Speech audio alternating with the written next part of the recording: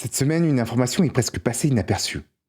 Le gouvernement américain a demandé à Anthropic de suspendre l'accès à ses modèles les plus avancés, Fable 5 et Mythos 5, pour les étrangers, invoquant des raisons de sécurité nationale. Faute de pouvoir appliquer immédiatement cette restriction de manière ciblée, l'entreprise a temporairement désactivé l'accès à ces modèles. Et je pense que cette actualité est beaucoup plus importante qu'elle n'en a l'air.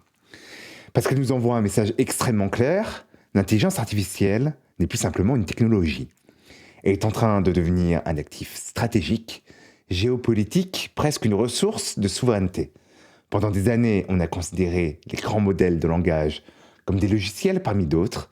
Aujourd'hui, certains États semblent commencer à les traiter comme ils traitent les semi-conducteurs avancés ou certaines technologies de défense. Et cela soulève une question que toutes les entreprises devraient se poser. Que se passe-t-il si votre activité dépend fortement d'une intelligence artificielle à laquelle vous n'avez plus accès demain? Il y a encore un an, cette question aurait semblé théorique. Aujourd'hui, elle est devenue très concrète. Car pendant des mois, les entreprises se sont demandé quel était le meilleur modèle entre GPT, Claude ou Gemini. Mais la véritable question est peut-être désormais ailleurs. Qui contrôle le modèle? Où est-il hébergé? Sous quelle juridiction se trouve-t-il? Et l'accès à ces technologies est-il garanti dans le temps? Et je trouve que cette réflexion est particulièrement intéressante pour les agences de publicité et de communication. Pendant des années, les agences ont appris à leurs dépens qu'il était dangereux de dépendre d'une seule plateforme. Elles ont construit des activités entières autour de Google, de Meta et des cookies tiers, avant de voir les règles du jeu changer. Les algorithmes ont évolué, la confidentialité est devenue un sujet majeur, et les données sont progressivement refermées. Le secteur a appris une leçon fondamentale, ne jamais dépendre entièrement d'un acteur externe. Or, j'ai l'impression que nous sommes en train de recréer exactement le même problème avec l'IA. Aujourd'hui, de nombreuses entreprises construisent leurs processus sur quelques API américaines. Elles utilisent, pour produire des contenus, analyser des données, créer des agents, générer du code ou automatiser leur marketing. L'affaire Anthropic nous rappelle brutalement qu'il existe désormais un risque supplémentaire, le risque géopolitique.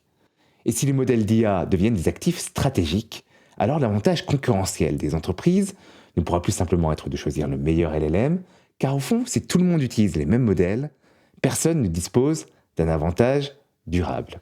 La différenciation se déplace donc ailleurs. Elle se déplace vers la donnée, vers la connaissance accumulée, vers les benchmarks, vers l'expérience opérationnelle et vers les actifs propriétaires que l'entreprise est capable de construire au fil du temps. Et c'est précisément pour cette raison que je trouve le rachat de LiveRamp par Publicis particulièrement intéressant. Lorsque Publicis annonce l'acquisition de LiveRamp pour environ 2,2 milliards de dollars, beaucoup y voient simplement une opération dans la publicité. Pourtant, le groupe explique lui-même vouloir accélérer la co-création de données et renforcer sa capacité à développer des agents intelligents, alimentés par des données propriétaires. LiveRamp est avant tout une infrastructure qui permet aux entreprises de se connecter et d'activer leurs données de manière sécurisée. Je ne pense donc pas que Publicis soit simplement en train d'acheter une société de publicité. Je pense qu'il est en train d'acheter quelque chose de beaucoup plus stratégique, une infrastructure de données. Et surtout, ce mouvement n'est absolument pas isolé. En 2019, Publicis avait déjà déboursé environ 4,4 milliards de dollars pour acquérir Epsilon, l'une des plus importantes plateformes de données et d'identité client au monde. Pendant ce temps, WPP a créé Choregraph pour centraliser ses capacités de données et d'intelligence artificielle avant d'acquérir Infosum, une plateforme spécialisée dans la collaboration sécurisée autour de la donnée. Omnicom, de son côté, continue de renforcer sa plateforme Omni et bénéficie des capacités de données d'Axiom. Autrement dit, toutes les grandes agences semblent arriver à la même conclusion. Si l'intelligence artificielle devient progressivement une commodité, alors la véritable valeur se déplace vers la donnée propriétaire. Et je pense même que l'affaire Anthropic renforce encore davantage cette conviction. Lorsqu'une entreprise peut remplacer un modèle d'IA, elle peut passer de Claude à ChatGPT, de ChatGPT à Gemini, ou même à un modèle d'open source. En revanche, elle ne peut pas remplacer 10 années d'historique client, des milliers de campagnes, des millions de données comportementales, ou une connaissance accumulée sur des centaines d'annonceurs. C'est cela qui devient stratégique.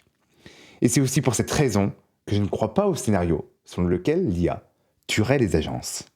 Je pense plutôt que les agences vont connaître un renouveau, les agences dont la valeur reposait principalement sur la production créative ou le temps passé, risquent effectivement d'être sous pression.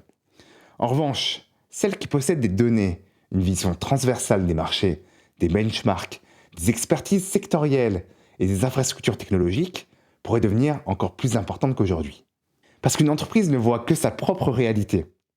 Une grande agence, elle, observe des centaines de clients, des milliers de campagnes et des milliards d'euros de dépenses marketing. Cette accumulation d'expérience constitue une base de connaissances gigantesque. Et dans un monde où tout le monde aura accès aux mêmes données d'intelligence artificielle, cette connaissance pourrait devenir l'avantage concurrentiel ultime. Au final, je pense que l'actualité autour d'Anthropic et le rachat de la LiveRamp racontent exactement la même histoire. La première nous dit que l'accès au modèle d'IA n'est plus garanti et peut devenir un sujet de souveraineté. La seconde nous dit que les données, la connaissance client et les infrastructures propriétaires deviennent des actifs stratégiques. Et ma conclusion est finalement assez simple.